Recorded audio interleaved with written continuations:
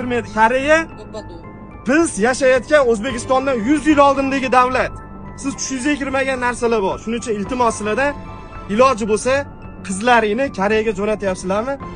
Eriga berib, eri bilan jo'natinglar. Shunchalik jo'natkilaring kelsa, iltimos sizlardan. Men hozir shunaqa asabda turibman, nima deyotganimni o'zim bilmayapman. Chunki 2-3 kundan beri shunaqa bo'g'ilib ketdim.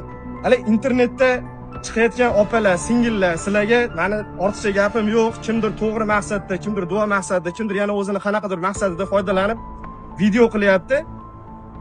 O'sha qizlar iltimos sizlardan meni ko'rayotgan Koreyadagi hamma musulmon opa singillarimizga murojaat. Sinimizni istoriya qo'yib qo'yaman.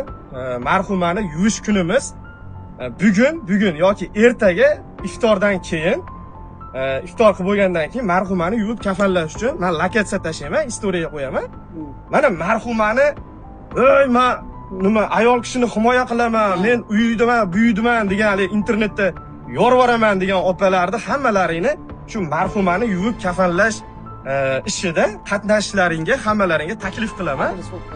Men adres qo'yib qo'yaman, lokatsiya qo'yib qo'yaman. Mana opam aytayapti, bu narsalarchi, bu narsalar hamma biladigan, bilish kerak bo'lgan narsa-da. Masalan, hozir singiz, opangiz va akangiz o'limli bu odam boshida bor. Yuvish kerak bo'lsa, o'sha odamni o'zini yaqinlari yuvish kerak-da.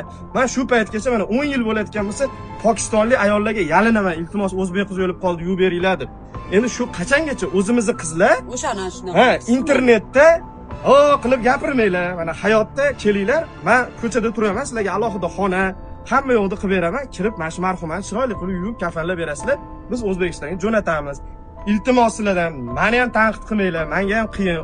Men onasi bilan, mana bola bilan, hamma bilan maslahatlashib, u videoni ibrat uchun qo'yganman. Keyin juda ko'p narsalarni qo'ymaganman yerda. Men senga nima dedim uka? Sen o'zing mazing qochib qolyapti o'sha kuni tashqariga olib chiqib aytdimki, "Ey uka" dedim. Alloh bor dedim, to'g'rimi? Sani dedim, yer yuzi hammasi muhokama qilsa ham Alloh xohlaganchalik ozor beradi dedim, to'g'rimi? Sani muhokama qilish menga ham emas aslida dedim, to'g'rimi? Sen gunohni qilding, tavbangni qil dedim, to'g'rimi? Alloh taoloning shiddatidan ham o'qishing kerak, rahmatidan umid qilishing kerak, tushundingmi? Ursa o'g'nalmaydigan qilib uradi. Agar rahmat qilsa, sen 100 ta odamni o'ldirib kelib, rostdan ham nasuh tavba qiladigan bo'lsang, seni gunohingni kechirib, o'sha gunohingni mislichalik savob yozib qo'yadi kerak bo'lsa. Uni men bilan ana internetdagilar muhokama qilishga haqqi yo'q, tushunyapsanmi? Men seni ko'chaga olib chiqib, agar internetdagilar yana yozyapti, "Avazbek shuncha gapirding, endi bu bola o'zini osib qo'ysa-chi" deyapti. Akalar, men hamma tomonlama o'ylab ish qilamanki, bu o'zini osib qo'ymasligi uchun videodan keyin normal